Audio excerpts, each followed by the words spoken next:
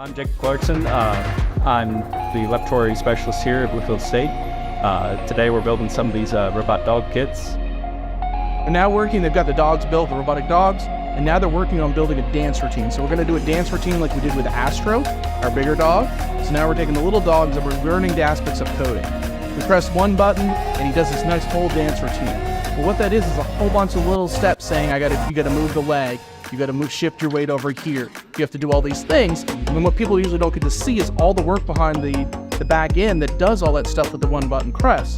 So now what we're doing is we're using Scratch here and we're pulling over the code to do all this stuff to build our dance routines for each of the dogs. Some people may not look at healthcare as being in the STEM program, but it is a medical science program.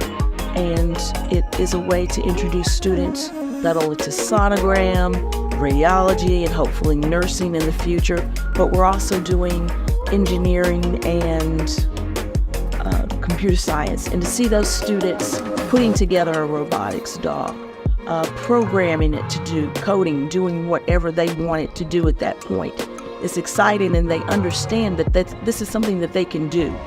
And that's very important to me.